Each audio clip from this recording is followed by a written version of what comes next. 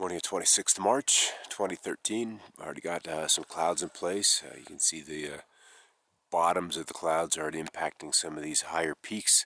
These peaks usually top out, well, they do top out just a bit above 14,000 feet, 14.1, 14.2. So we know the cloud deck is that high. And it is, once again, of the lenticular type, a mountain wave cloud. Chemtrails are in place. You got some there. A little more action a little south of the Sand Dunes National Park in Mount Blanca, towards a more southern end of the Sangres. And so once these planes show up this early, we know it's going to kind of be a biggish day, especially morning, early afternoon. It tends to tail off later in the day. There's some of the waves that are already in place. And so it's these cross waves intersecting with other waves coming this way that tend to create the rolling action that lets these clouds manifest. There's another trail off to the north. And then what we've got going on out of the valley is just this high, thin stuff. But again, here's another track. You can see the ripples running this way. Maybe, maybe not. Maybe I'll zoom in a little more to get them, make sure they show up. But they're there. So it looks like it's going to be an interesting day. Watch how this puppy develops. Trails keep coming through there. This one I wanted to show you in particular. Kind of a nice mark, 737, with the Southwest Airlines livery attached to it. Notice how it comes on through. And at the beginning of this stretch of clouds is the trail. The plane marked where this shape of cloud would essentially take place. And I've lost some of the formation. I've lost some of the detail in here over the last few minutes as I decided, should I go out and shoot that or not? But here's our rippling. Here's our rippling. So this plane, this trail, this location that this plane was aware of was the beginning of this cloud formation, of this interaction with the atmosphere, with these artificial technologies. All right, we're on the leading edge of this tropical moisture. Well, not so much tropical, it's just North Pacific, and we're just laced with trails. I saw them door west over Nevada, California yesterday, and now it continues to impinge across Colorado. Love to see these little bursts. There's another very prominent one with a little jet streak squirting out of it. But all these little anomalies in the sky, and it's just every single one of them impacted by the trails as they get thicker and thicker and thicker. This was a nice spot, little hole, and then a straight line squirting out of it.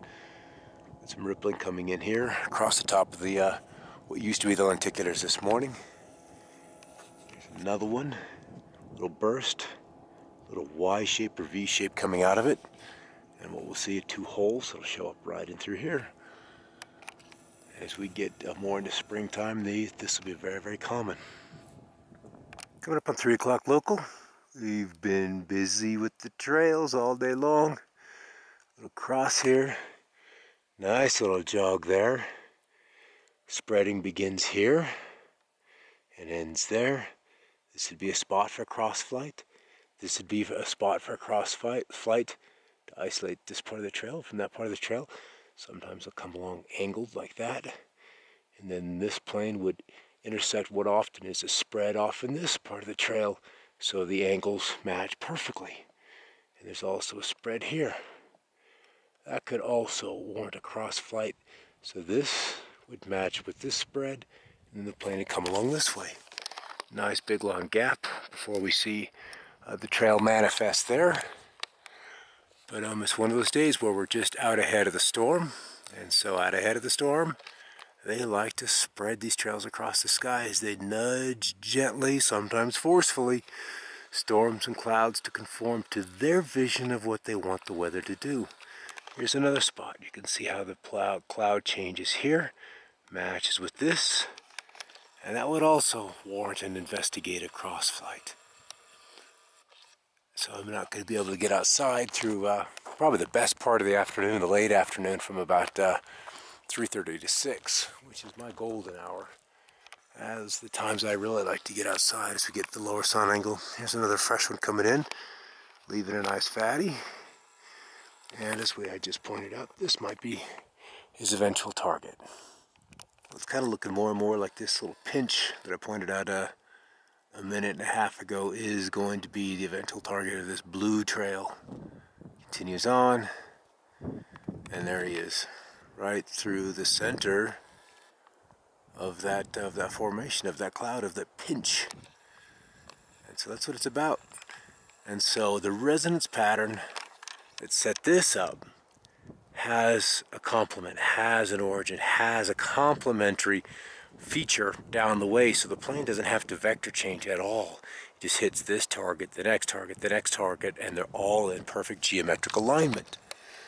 And this is what you see when you begin to observe time-lapse, and that's why I've begun to include time-lapses with as much video as I can, so you can stop and you can frame by frame by frame. It's 720 resolution. Please watch it at 720 resolution. You'll be able to spot where these planes intersect, where one contrail, one chemtrail intersects another. And that's where you begin to have the aha moment that, this is about geometry to force the planet's atmosphere into a certain shape so that the jet stream is confined or constrained or shaped into one formation or another so they get the weather that they want. And there's a little peak. There's a little Oregon peak. As the cloud is reaching, it's peaking. It's the peak of a wave.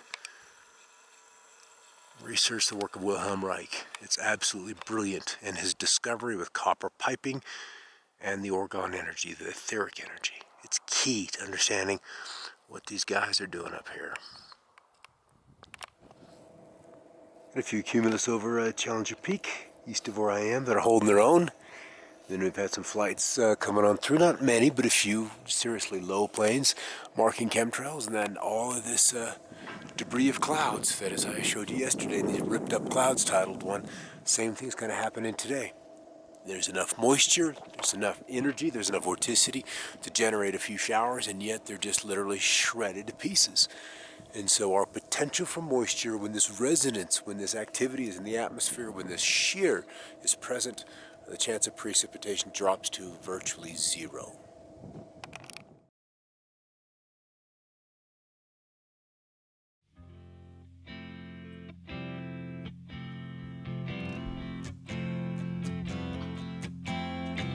Bones sinking like stone is all that we fall for. Homes, places we've grown, all of us are done for.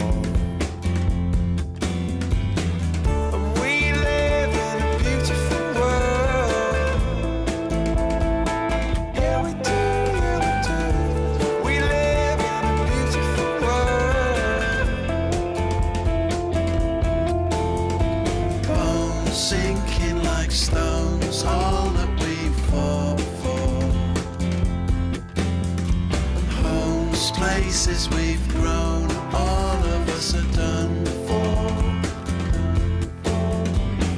And we live in a beautiful world. Yeah, we do, yeah, we do. We live in a beautiful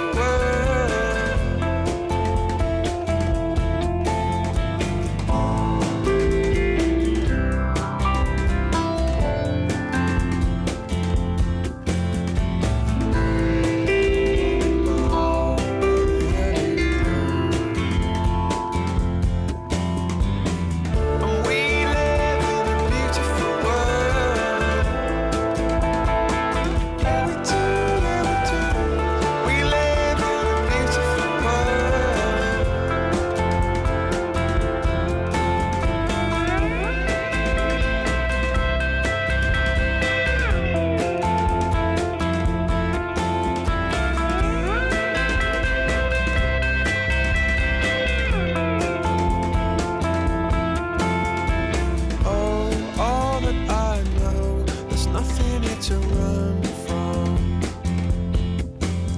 'Cause yeah, everybody here's got somebody to